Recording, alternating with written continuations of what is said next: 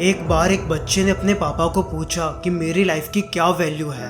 वो उनके पापा आर्टिस्ट थे, तो उन्होंने कहा अगर तुम सच में अपनी जिंदगी की कीमत समझना चाहते हो तो ये कुछ पेंटिंग्स है वो लेकर रेलवे स्टेशन चले जाओ और वहाँ अगर कोई पेंटिंग का प्राइस पूछे तो कुछ मत बोलना, बस अपनी 2 उंगली ऊपर कर देना।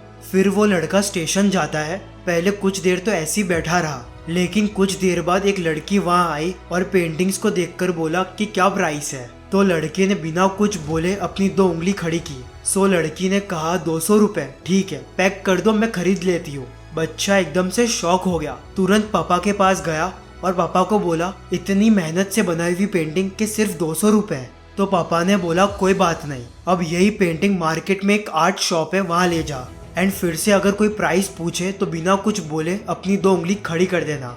वो लड़का शॉप के वहाँ गया और तभी एक आदमी की नज़र वो पेंटिंग पर पड़ी और उसने भी प्राइस पूछी कि क्या है। तो बच्चे ने अगेन अपनी 2 उंगली ऊपर की। सो आदमी ने बोला 2000 रुपए, ठीक है मैं 2000 रुपए देने को रेडी हूँ, ये पेंटिंग मेरे को दे दो।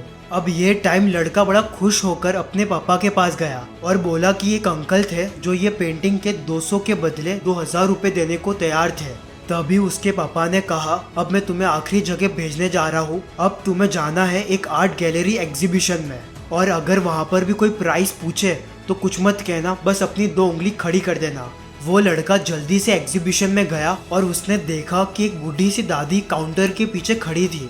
जैसे ही वो बूढ़े इंसान की नज़र पेंटिंग पर पड़ी तो वो एकदम शॉक हो गए एंड तुरंत काउंटर के बाहर आकर बोले मैंने अपनी पूरी लाइफ में ऐसी पेंटिंग नहीं देखी, बताओ तुम इसकी कितनी कीमत लोगे।